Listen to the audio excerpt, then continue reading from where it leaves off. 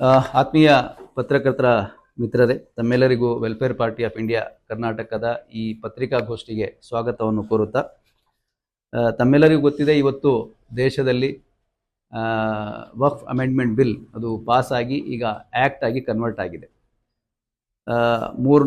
April 3 ಮತ್ತು 4ನೇ ತಾರೀಕಿಗೆ ರಾಜ್ಯಸಭಾ ಮತ್ತು ಲೋಕಸಭಾದಲ್ಲಿ ಅಂಗೀಕಾರವಾಗಿ ನಂತರ ಪ್ರೆಸಿಡೆಂಟ್ ಆಫ್ ಇಂಡಿಯಾ ಅವರು ಕೂಡ ಅದನ್ನು ಅಂಗೀಕಾರ ಮಾಡಿದ್ದಾರೆ. ಈ ವಕ್ಫ್ ಅಮೆಂಡ್ಮೆಂಟ್ ಬಿಲ್ ಏನು ಆ್ಯಕ್ಟ್ ಆಗಿ ಪರಿವರ್ತನೆ ಆಗಿದೆ, ವೆಲ್ಫೇರ್ ಪಾರ್ಟಿ ಆಫ್ ಇಂಡಿಯಾದ ವತಿಯಿಂದ ನಾವು ತೀವ್ರವಾಗಿ ಇದನ್ನು ಖಂಡಿಸ್ತೇವೆ, ಇದನ್ನು ವಿರೋಧಿಸ್ತೇವೆ ಮತ್ತು ಇಡೀ ರಾಜ್ಯಾದ್ಯಂತ ಮತ್ತು ರಾಷ್ಟ್ರಾದ್ಯಂತ ನಾವು ಇದರ ವಿರುದ್ಧ ಹೋರಾಟವನ್ನು ಈಗಾಗಲೇ ಹಮ್ಮಿಕೊಂಡಿದ್ದೇವೆ ಮತ್ತು ಈ ಹೋರಾಟಕ್ಕೆ ನಿರ್ದಿಷ್ಟ ಒಂದು ಅಭಿಯಾನದ ರೂಪವನ್ನು ಕೊಡ್ತಾ ಇದ್ದೇವೆ. ಇದೇ ಏಪ್ರಿಲ್ 20ರಿಂದ 27ನೇ ತನಕ ನಿರಂತರವಾಗಿ ಇಡೀ ರಾಷ್ಟ್ರ ಮಟ್ಟದಲ್ಲಿ ನಾವು ಅಭಿಯಾನವನ್ನು ನಡೆಸ್ತೇವೆ. ಈ ವಕ್ಫ್ ಅಮೆಂಡ್ಮೆಂಟ್ ಬಿಲ್ ಯಾಕೆ ನಾವು ಇದರ ಬಗ್ಗೆ ವಿರೋಧ ಮಾಡ್ತಾ ಇದ್ದೇವೆ, ಅದರ ಬಗ್ಗೆ ಕೆಲವೊಂದು ಮಾತನ್ನು ತಮ್ಮ ಮುಂದೆ ಹೇಳಲಿಕ್ಕೆ ಬಯಸ್ತಾ ಇದ್ದೇನೆ. ನಮ್ಮ ದೇಶದಲ್ಲಿ ಸುಮಾರು 6 ರೀತಿಯ ಎಂಡೋಮೆಂಟ್ಸ್ಗಳಿದ್ದಾವೆ. ಹೇಗೆ ಮುಸ್ಲಿಂ ವಕ್ಫ್ ಇದೆ, ಅದೇ ರೀತಿ ಹಿಂದೂಗಳ ದತ್ತು ಪದ್ಧತಿಯು ಕೂಡ ಇದೆ, ಕ್ರಿಶ್ಚಿಯನ್ಸ್ ಇದೆ, ಸಿಖ್ ಇದೆ, ಬೌದ್ಧರ ದತ್ತು ಪದ್ಧತಿ ಇದೆ ಮತ್ತು ಜೈನರ ಇದೆ. ಸೊ ಈ 6 ರೀತಿಯ ಏನು ಎಂಡೋಮೆಂಟ್ಸ್ಗಳಿದ್ದಾವೆ, ಅದರಲ್ಲಿ ಭಾರತ ದೇಶದ ಸಂವಿಧಾನ ಏನಿದೆ, ತಮ್ಮ ಈ ಸಂಸ್ಥೆಗಳನ್ನು ನಡೆಸಲಿಕ್ಕಾಗಿ ನಮಗೆ ಸ್ವತಂತ್ರವನ್ನು ಕೊಟ್ಟಿದೆ. ನಾವು ಸ್ವತಂತ್ರವಾಗಿ ನಮ್ಮ ಈ ಸಂಸ್ಥೆಗಳನ್ನು ನಡೆಸ್ಕೋಬಹುದು, ಅದರ ವ್ಯವಹಾರಗಳನ್ನು ನಾವು ನಡೆಸ್ಕೋಬಹುದು ಅಂತ. ಆದರೆ ಇವತ್ತು ಏನು ಈ ಬಿಲ್ ಪಾಸ್ ಆಗಿದೆ, ಇದರ ಮುಖಾಂತರ ಕೇವಲ ಮುಸಲ್ಮಾನರ ವಕ್ಫ್ ಏನಿದೆ ಅದರಲ್ಲಿ ಮಾತ್ರ ಹಸ್ತಕ್ಷೇಪ ಮಾಡಲಾಗ್ತಾ ಇದೆ. ಅದರಲ್ಲಿ ಮಾತ್ರ ಇಲ್ಲಿ ಕೇಂದ್ರ ಸರ್ಕಾರ ಅದರಲ್ಲಿ ಮಧ್ಯಸ್ಥಿಕೆ ಮಾಡ್ತಾ ಇರುವಂಥದ್ದು. ಅದಕ್ಕಾಗಿ ನಾವು ಇದನ್ನು ವಿರೋಧ ಮಾಡ್ತಾ ಇದ್ದೀವಿ. ಇನ್ನು ಎರಡನೇದಾಗಿ, ಈ ಒಂದು ಬಿಲ್ ಏನು ಈಗ ಬಂದಿದೆ, ಇದರಿಂದ ಈ ಭೂಮಿ ಕಬಳಿಕೆ, ವಕ್ಫ್ ಭೂಮಿ ಕಬಳಿಕೆ ಏನಿದೆ ಅದು ಬಹಳ ಸರಳವಾಗಿ ಮಾಡಲಿಕ್ಕೆ ಈಗ ಅವಕಾಶ ಆಗಿದೆ. ಅದರಲ್ಲೂ ಕೂಡ ಸರ್ಕಾರದಿಂದ ಕಬಳಿಕೆ ಮಾಡಲಿಕ್ಕೆ ಈ ಬಿಲ್ಲಿಂದ ಅವಕಾಶ ಅತಿ ಹೆಚ್ಚು ಆಗ್ತಾ ಇದೆ. ಅದಕ್ಕಾಗಿಯೂ ಕೂಡ ನಾವು ಇದಕ್ಕೆ ವಿರೋಧ ಮಾಡ್ತಾ ಇದ್ದೀವಿ. ಸರ್ಕಾರ ಹೇಳ್ತಾ ಇರುವಂಥದ್ದು, ನಾವು ವಕ್ಫ್ ಭೂಮಿಗಳ ರಕ್ಷಣೆಗಾಗಿ ಈ ಬಿಲ್ಲನ್ನು ತಂದಿದ್ದೇವೆ ಅಂತ. ಆದರೆ ಈ ಬಿಲ್ಲಿನ ಏನು ಅಂಶಗಳಿದ್ದಾವೆ ಅದು ನೋಡಿದಾಗ ಬಹಳ ಸ್ಪಷ್ಟವಾಗಿ ಕಾಣ್ತಾ ಇರುವಂಥದ್ದು, ಸರ್ಕಾರ ಸ್ವತಃ ಈ ವಕ್ಫ್ ಭೂಮಿಯನ್ನು ಅತಿಕ್ರಮಣ ಮಾಡಲಿಕ್ಕಾಗಿ ಈ ಬಿಲ್ಲನ್ನು ತಂದಿರುವಂಥದ್ದು. ಅದೇ ರೀತಿ ನಮ್ಮ ವಕ್ಫ್ ಸಂಸ್ಥೆಗಳ ಏನು ಆಡಳಿತ ಏನಿತ್ತು ಅದು ಸೂಕ್ಷ್ಮವಾಗಿ ನಡೆಸುವಕ್ಕೆ ಮತ್ತು ಆ ಆಡಳಿತವನ್ನು ಪಾರದರ್ಶಕತೆಯಿಂದ ಮತ್ತು ಸ್ವತಂತ್ರದಿಂದ ನಡೆಸಲಿಕ್ಕೆ ಏನು ಅವಕಾಶ ಇತ್ತು, ಅದಕ್ಕೂ ಕೂಡ ಈ ಬಿಲ್ಲಿಂದ ಕಡಿವಾಣ ಬಿದ್ದಿದೆ. ಹಾಗಾಗಿ ಕೂಡ ನಾವು ಈ ಬಿಲ್ಲನ್ನು ಅಪೋಸ್ ಮಾಡ್ತಾ ಇರುವಂಥದ್ದು. ಮತ್ತೆ ನಮ್ಮ ಸಂಸ್ಥೆಗಳು ಏನು ನಡೆಸ್ತಾ ಇದ್ವಿ, ಆ ಸಂಸ್ಥೆಗಳಿಗೆ ನಡೆಸುವ ಒಂದು ಸ್ವತಂತ್ರ ಏನಿತ್ತು ಅದು ಕೂಡ ಈ ಬಿಲ್ಲಿನ ಮುಖಾಂತರ, ಈ ಆಕ್ಟಿನ ಮುಖಾಂತರ ಅದು ಕೂಡ ಅದರಲ್ಲಿ ಪರಿಣಾಮ ಬೀರ್ತಾ ಇದೆ. ಅದಕ್ಕಾಗಿ ನಾವು ಇದನ್ನು ವಿರೋಧ ಮಾಡ್ತಾ ಇರುವಂಥದ್ದು. ಇನ್ನು ಮುಖ್ಯವಾಗಿ ನಮ್ಮ ದೇಶದ ಸಂವಿಧಾನ ಏನಿದೆ, ಆ ಸಂವಿಧಾನ ಕೆಲವೊಂದು ಹಕ್ಕುಗಳನ್ನು ನಮ್ಮ ನಾಗರಿಕರಿಗೆ ಕೊಟ್ಟಿದೆ. ಆ ನಾಗರಿಕರಿಗೆ ಕೊಟ್ಟಿರುವಂತಹ ಹಕ್ಕುಗಳಲ್ಲೂ ಕೂಡ ಇದು ಹಸ್ತಕ್ಷೇಪ ಮಾಡ್ತಾ ಇರುವಂಥದ್ದು ಮತ್ತು ಆ ಹಕ್ಕುಗಳನ್ನು ಕಸಿಯುವಂತಹ ಕೆಲಸ ಈ ಬಿಲ್ಲಿನ ಮುಖಾಂತರ ಆಗ್ತಾ ಇದೆ. ಅದರಲ್ಲಿ ವಿಶೇಷವಾಗಿ ಸಂವಿಧಾನದ ಆರ್ಟಿಕಲ್ ನಂಬರ್ 14 ಏನಿದೆ, ಅದು ಯಾವುದೇ ಧರ್ಮದ ವಿರುದ್ಧ, ಧರ್ಮದ ಆಧಾರದ ಮೇಲೆ ತಾರತಮ್ಯಗಳು ನಡೆಸಬಾರ್ದು ಅನ್ನುವಂಥದ್ದಿದೆ, ನಮಗೆ ಅವಕಾಶ ಕೊಟ್ಟಿದೆ. ಆದರೆ ಈ ಬಿಲ್ಲಿನ ಮುಖಾಂತರ ನೇರವಾಗಿ ಮುಸ್ಲಿಂ ಸಮುದಾಯದ ಒಂದು ಹಕ್ಕೇನಿದೆ ಅದನ್ನು ಕಸಿಯುವುದು ಮತ್ತು ಅದರಲ್ಲಿ ತಾರತಮ್ಯ ಮಾಡುವಂತಹ ಬಿಲ್ ಇದು ತಂದಿರುವಂಥದ್ದು. ಅದಕ್ಕಾಗಿ ನಾವು ಇದನ್ನು ವಿರೋಧ ಮಾಡ್ತಾ ಇರುವಂಥದ್ದು. ಇನ್ನು ಸಂವಿಧಾನದ ಆರ್ಟಿಕಲ್ 25 ಮತ್ತು 28 ಇದರ ಪ್ರಕಾರ ನಮ್ಮ ಧರ್ಮಗಳನ್ನು ಪ್ರಾಕ್ಟೀಸ್ ಮಾಡಲಿಕ್ಕಾಗಿ, ಆ ಧರ್ಮಗಳ ಆರಾಧನೆ ಮಾಡಲಿಕ್ಕಾಗಿ ಮತ್ತು ಅದರ ನಮ್ಮ ಇಚ್ಛೆಯಂತೆ ನಡಲಿಕ್ಕಾಗಿಯೂ ಕೂಡ ನಮಗೆ ಸ್ವತಂತ್ರ ಈ 2 ಆಕ್ಟ್ಗಳು ಕೊಡ್ತಾ ಇದೆ. ಆದರೆ ಈ ಬಿಲ್ಲಿನ ಮುಖಾಂತರ ಅದನ್ನು ಕೂಡ ಕಸಿಯುವಂತಹ ಪ್ರಯತ್ನ ಆಗ್ತಾ ಇದೆ. ಅದಕ್ಕಾಗಿ ನಾವು ಇದಕ್ಕೆ ವಿರೋಧ ಮಾಡ್ತಾ ಇರುವಂಥದ್ದು. ಅದೇ ರೀತಿ ಸಂವಿಧಾನದ ಏನು ಆರ್ಟಿಕಲ್ 30 ಏನಿದೆ ಅದರ ಪ್ರಕಾರ ಅದು ನಮ್ಮ ಇನ್ಸ್ಟಿಟ್ಯೂಷನ್ಗಳು, ನಮ್ಮ ಇನ್ಸ್ಟಿಟ್ಯೂಷನ್ ನಡೆಸಲಿಕ್ಕಾಗಿ ಮತ್ತು ಸ್ಥಾಪನೆ ಮಾಡಲಿಕ್ಕೆ ಮತ್ತು ನಡೆಸಲಿಕ್ಕೆ ಒಂದು ಸ್ವತಂತ್ರ ನಮಗೆ ಸಿಕ್ಕಿತ್ತು.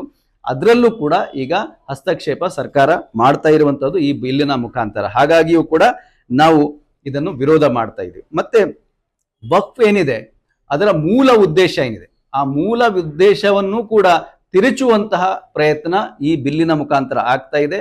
ಹಾಗಾಗಿ ನಾವು ಇದನ್ನು ವಿರೋಧ ಮಾಡ್ತಾ ಇದ್ದೀವಿ. ಅದೇ ರೀತಿ ಈ ಬಿಲ್ಲಿನ ಮುಖಾಂತರ ಸರ್ಕಾರದ ಹಸ್ತಕ್ಷೇಪ ಏನಿದೆ ಅದನ್ನು ಹೆಚ್ಚಿಸುವ ಪ್ರಯತ್ನವೂ ಕೂಡ ನಡೀತಾ ಇದೆ. ಮತ್ತು ಅದರ ಜೊತೆಗೆ ನಮ್ಮಲ್ಲಿ ಒಂದು ವಕ್ಫ್ ಬೈ ಯೂಸರ್ ಅಂತ ಇದೆ. ಅಂದ್ರೆ ಬಾಯಿ ಮಾತಿಂದ ಹೇಳಿ ಬಹಳಷ್ಟು ದೊಡ್ಡ ಭೂಮಿಗಳು ನಮ್ಮ ಪೂರ್ವಜರು ಅದನ್ನು ಉಪಯೋಗಕ್ಕಾಗಿ ಅಂತೂ ಕೊಟ್ಟಿದ್ದಾರೆ. ಆ ಒಂದು ನಿಟ್ಟಿನಲ್ಲಿ ಅವತ್ತಿನ ಅವರು ಏನು ಹೇಳಿ ಕೊಟ್ಟಿದ್ರು, ಯಾವುದೇ ದಾಖಲೆ ಇಲ್ಲದೆ ಅವರು ಹಾಗೆ ತಮ್ಮ ಬಾಯಿಂದ ಹೇಳಿ ಅವ್ರು ಕೊಟ್ಟಿದ್ದೇನಿದ್ರು, ಆ ಒಂದು ಭೂಮಿಗಳಿಗೆ ಇವತ್ತು ಮಾನ್ಯತೆ ಇಲ್ಲ ಅಂತ ಈ ಒಂದು ಕಾನೂನಲ್ಲಿ ಹೇಳ್ತಾ ಇದ್ದಾರೆ. ಇದು ಅತ್ಯಂತ ಅಪಾಯಕಾರಿ. ಇದರಿಂದ ನಮ್ಮ ಧಾರ್ಮಿಕ ಸ್ಥಳಗಳೇನಿದಾವೆ ಅದಕ್ಕೆ ಆ ಧಾರ್ಮಿಕ ಸ್ಥಳಗಳ ಭೂಮಿಯನ್ನು ಕೂಡ ಕಬಳಿಸುವಂತಹ ಒಂದು ಪ್ರಯತ್ನ ಈ ಬಿಲ್ಲಿನ ಮುಖಾಂತರ ಆಗ್ಲಿಕ್ಕೆ ಸಾಧ್ಯತೆಗಳಿದ್ದಾವೆ. ಅದರ ಜೊತೆಗೆ ನಾನು ಮೊದಲನೇ ಹೇಳಿದ ಹಾಗೆ 6 ರೀತಿಯ ಎಂಡೋಮೆಂಟ್ಸ್ ನಮ್ಮ ದೇಶದಲ್ಲಿ ಏನಿದಾವೆ ಅದರಲ್ಲಿ 5 ಕಡೆಯಲ್ಲಿ ಸರ್ಕಾರ ಯಾವುದೇ ರೀತಿಯ ಹಸ್ತಕ್ಷೇಪ ಮಾಡ್ತಾ ಇಲ್ಲ. ಹಿಂದೂಗಳ ದತ್ತಿ ಸಿಸ್ಟಮ್ ಅಲ್ಲಿ ಏನಿದೆ ಅದ ಮುಜರಾಯಿ ಇಲಾಖೆ ಅಂತ ನಾವೇನು ಕರಿತೇವೆ ಇಲ್ಲಿ, ಅದರಲ್ಲಿ ಮುಸಲ್ಮಾನ್ ಮೆಂಬರ್ ನೀವು ಅಪಾಯಿಂಟ್ ಮಾಡ್ತಾ ಇಲ್ಲ. ಅದೇ ಪ್ರಶ್ನೆಯನ್ನು ಕೂಡ ಸುಪ್ರೀಂ ಕೋರ್ಟ್ ಕೂಡ ಮಾಡಿದೆ. ಬೇರೆ ಧರ್ಮದ ಸಿಸ್ಟಮ್ ಅಲ್ಲಿ ನೀವು ಬೇರೆಯವರಿಗೆ ನೀವು ಅಪಾಯಿಂಟ್ ಮಾಡ್ತಾ ಇಲ್ಲ, ಯಾಕೆ ಮುಸ್ಲಿಮ್ಸ್ಗೆ ಮಾತ್ರ ನೀವು ಅಲ್ಲಿ ಹಿಂದೂ ಮೆಂಬರ್ಸ್ಗೆ ಅಪಾಯಿಂಟ್ ಮಾಡ್ತಾ ಇದ್ದೀರಾ ಅಂತ ಕೇಳ್ತಾ ಇದೆ. ನಾವು ಕೂಡ ಅದೇ ಪ್ರಶ್ನೆ ಮಾಡ್ತಾ ಇರುವಂತದ್ದು. ಇದು ನಮ್ಮ ಸ್ವತಂತ್ರ, ನಾವು ಇದನ್ನು ನಡೆಸಬೇಕಾಗಿರುವಂತದ್ದು. ಇದರಲ್ಲಿ ಬೇರೆ ಧರ್ಮದ ಅಭ್ಯರ್ಥಿಗಳನ್ನು ಅಥವಾ ಸದಸ್ಯರನ್ನು ಅಪಾಯಿಂಟ್ ಮಾಡ್ತಾ ಇರುವಂತದ್ದು, ನೇಮಕ ಮಾಡ್ತಾ ಇರುವಂತದ್ದು, ಇದು ತೀವ್ರ ನಾವು ಇದಕ್ಕೆ ವಿರೋಧ ಮಾಡ್ತಾ ಇದ್ದೀವಿ. ಇದು ಕೂಡ ನಮ್ಮ ದೇಶದ ಸ್ವತಂತ್ರ, ನಮ್ಮ ದೇಶದ ಸಂವಿಧಾನ ನಮಗೆ ಸ್ವತಂತ್ರ ಕೊಟ್ಟಿದೆ, ಅದರಲ್ಲೂ ಕೂಡ ಇದು ಹಸ್ತಕ್ಷೇಪ ಆಗ್ತಾ ಇದೆ. ಅದೇ ರೀತಿ ಇದರಿಂದ ಇನ್ನೊಂದು ಮುಸ್ಲಿಮರ ಒಂದು ಪ್ರಾತಿನಿಧ್ಯ ಏನಿದೆ ಅದು ಕೂಡ ಕುಸಿಯತ್ತೆ. ಈಗ 2 ರಿಂದ 3 ಜನ ಹಿಂದೂ ಮೆಂಬರ್ಸ್ಗೆ ನೀವು ಅಲ್ಲಿ ಅಪಾಯಿಂಟ್ ಮಾಡಿದ್ರೆ ಮುಸ್ಲಿಂ ಪ್ರಾತಿನಿಧ್ಯವು ಕೂಡ ಅಲ್ಲಿ ಕುಸಿಯತ್ತೆ. ಅದೇ ರೀತಿ ಟ್ರಿಬ್ಯುನಲ್ಸ್ ಏನಿದೆ, ಟ್ರಿಬ್ಯುನಲ್ಸ್ಗೆ ಏನು ಅಧಿಕಾರ ಇತ್ತು ಅದನ್ನು ಕೂಡ ಕಸಿಯುವಂತಹ ಪ್ರಯತ್ನ ಇದರ ಮುಖಾಂತರ ನಡೀತಾ ಇದೆ. ಈಗ ಹೈಕೋರ್ಟ್ ಅಲ್ಲಿ ನೀವು ಅಪೀಲ್ ಮಾಡುವಂತಹ, ಹೈಕೋರ್ಟ್ ಅಲ್ಲೂ ಕೂಡ ಚಾಲೆಂಜ್ ಮಾಡುವಂತಹ ಅವಕಾಶ ಈ ಬಿಲ್ಲಿನ ಮುಖಾಂತರ ಕೊಡ್ತಾ ಇದ್ದೀರಾ. ಹಾಗಾಗಿ ಇದು ಕೂಡ ಟ್ರಿಬ್ಯುನಲ್ಸ್ಗೆ ಒಂದು ರೀತಿಯಲ್ಲಿ ನೀವು ನಿಷ್ಕ್ರಿಯಿಸಿ ಮಾಡುವಂತಹ ಒಂದು ಪ್ರಯತ್ನ ನಡೀತಾ ಇದೆ. ಅದೇ ರೀತಿ ಒಬ್ಬ ಧಾರ್ಮಿಕ ವ್ಯಕ್ತಿ, ಮುಸ್ಲಿಂ ಧಾರ್ಮಿಕ ವ್ಯಕ್ತಿಯನ್ನು ಕೂಡ, ಎಕ್ಸ್ಪರ್ಟೈಸ್ ವ್ಯಕ್ತಿಯನ್ನು ಕೂಡ ಟ್ರಿಬ್ಯುನಲ್ ಅಲ್ಲಿ ಇವತ್ತ ತನಕ ನಾವು ಅದರಲ್ಲಿ ನೇಮಕ ಮಾಡ್ತಿದ್ವಿ, ಆದ್ರೆ ಈಗ ಅವರಿಗೂ ಕೂಡ ಅವಕಾಶ ಇದರಲ್ಲಿ ಇರೋದಿಲ್ಲ. ಸೊ ಅದೇ ರೀತಿ ಈ ವಕ್ಫ್ ಸಿಇಒ ಏನಿದ್ರು ಆ ಸಿಇಒ ಕಡ್ಡಾಯವಾಗಿ ಮುಸ್ಲಿಂ ಆಗಿರ್ತಿದ್ರು, ಆದ್ರೆ ಈಗಿನ ಬಿಲ್ಲಿನ ಪ್ರಕಾರ ಅದು ಬೇರೆ ಧರ್ಮದ ವ್ಯಕ್ತಿಯು ಕೂಡ ಇದರ ಸಿಇಒ ಆಗ್ಬಹುದು ಅಂತ ಇದರಲ್ಲಿ ಹೇಳಲಾಗ್ತಾ ಇದೆ. ಇದು ಕೂಡ ನಮ್ಮ ಒಂದು ಪರ್ಸನಲ್ ಮ್ಯಾಟರ್ಸ್ ಏನಿದೆ, ಧರ್ಮದ ಪರ್ಸನಲ್ ಮ್ಯಾಟರ್ಸ್ ಏನಿದೆ ಅದರಲ್ಲಿ ಹಸ್ತಕ್ಷೇಪ ಮಾಡುವಂತಹ ಒಂದು ಪ್ರಯತ್ನ ಆಗಿದೆ. ಅದಕ್ಕಾಗಿ ನಾವು ಇದನ್ನು ವಿರೋಧ ಮಾಡ್ತಾ ಇದ್ದೇವೆ.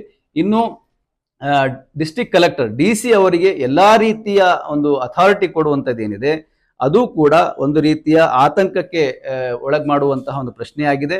ಯಾಕಂದ್ರೆ DC ಅವರು ಸರ್ಕಾರದ ಪ್ರತಿನಿಧಿಯಾಗಿರ್ತಾರೆ. ಯಾವುದೇ ಕಾರಣಕ್ಕೂ ಅವರು ಸರ್ಕಾರಕ್ಕೆ ಬೇಕಾಗುವ ಅನುಕೂಲ ಮಾಡಿಕೊಡ್ಲಿಕ್ಕೆ ಆದಷ್ಟು ಪ್ರಯತ್ನ ಮಾಡ್ತಾರೆ. ಹಾಗಾಗಿ ಅವರ ಕೈಯಲ್ಲಿ ಈಗ ಏನು ಈ ಸ್ವತಂತ್ರ ಇದು ಅಧಿಕಾರ ಕೊಟ್ಟಿದ್ದಾರೆ, ಅದರಿಂದನೂ ಕೂಡ ಈ ವಕ್ಫ್ ಆಸ್ತಿಗಳಿಗೆ ಇವತ್ತು ಅಪಾಯ ಬಂದಿರುವಂತದ್ದು. ಹಾಗಾಗಿ ಇದನ್ನು ನಾವು ವಿರೋಧ ಮಾಡ್ತಾ ಇರೋದು. ಹೀಗೆ ಹಲವಾರು ಇದರಲ್ಲಿ ಏನು ಅಮೆಂಡ್ಮೆಂಟ್ ಮಾಡಲಾಗಿದೆ ಅದು ಎಲ್ಲವೂ ಕೂಡ ಈ ದೇಶದ ಸಂವಿಧಾನ ವಿರೋಧವಾಗಿದೆ. ಈ ದೇಶದ ಸಂವಿಧಾನ ನಮಗೇನು ಹಕ್ಕುಗಳು ಕೊಟ್ಟಿದ್ದಾವೆ ಅದರ ವಿರೋಧವಾಗಿದೆ. ಅದಕ್ಕಾಗಿ ನಾವು ಇದನ್ನು ವಿರೋಧಿಸ್ತಾ ಇದ್ದೇವೆ.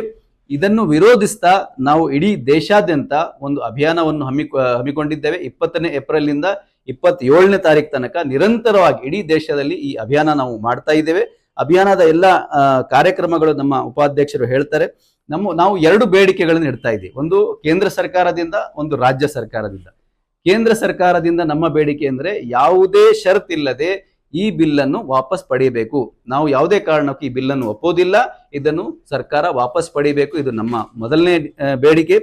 ರಾಜ್ಯ ಸರ್ಕಾರಕ್ಕೆ ನಮ್ಮ ಬೇಡಿಕೆ ಏನಂದ್ರೆ, ಯಾವ ರೀತಿಯಲ್ಲಿ ತಮಿಳುನಾಡು ಸರ್ಕಾರ ಒಂದು ರೆಸೊಲ್ಯೂಷನ್ ಪಾಸ್ ಮಾಡಿ ನಮ್ಮ ರಾಜ್ಯದಲ್ಲಿ ನಾವು ವಕ್ಫ್ ಬಿಲ್ ಅನ್ನು ಇಂಪ್ಲಿಮೆಂಟ್ ಮಾಡೋದಿಲ್ಲ, ಅದನ್ನು ಇಲ್ಲಿ ಅನುಸರಿಸುವುದಿಲ್ಲ ಅಂತ ಅವ್ರು ಏನು ತೀರ್ಮಾನ ಮಾಡಿದ್ದಾರೆ, ಆ ರೀತಿಯ ಒಂದು ತೀರ್ಮಾನ ನಮ್ಮ ರಾಜ್ಯದ ಕಾಂಗ್ರೆಸ್ ಸರ್ಕಾರ ಮಾಡಬೇಕು ಅಂತ ನಾವು ಸರ್ಕಾರಕ್ಕೆ ಒತ್ತಾಯ ಮಾಡ್ತಾ ಇದ್ದೀವಿ. ಈ 2 ಬೇಡಿಕೆ ಈ ಒಂದು ಅಭಿಯಾನದ ಮುಖಾಂತರ ನಾವು ಮಾಡ್ತಾ ಇದ್ದೀವಿ. ಇದರ ಜೊತೆಗೆ ದೇಶದಲ್ಲಿ ಇವತ್ತು ಮುಸ್ಲಿಂ ಪರ್ಸನಲ್ ಬೋರ್ಡ್ ಇದೆ ಮತ್ತು ಬೇರೆ ಬೇರೆ ಸಂಘಟನೆಗಳು, ಸಂಸ್ಥೆಗಳು ಏನೋ ಈ ರೀತಿಯ ಒಂದು ಪ್ರತಿಭಟನೆಗಳು ಅಥವಾ ಈ ಅಭಿಯಾನಗಳು ಮಾಡ್ತಾ ಇದ್ದಾವೆ.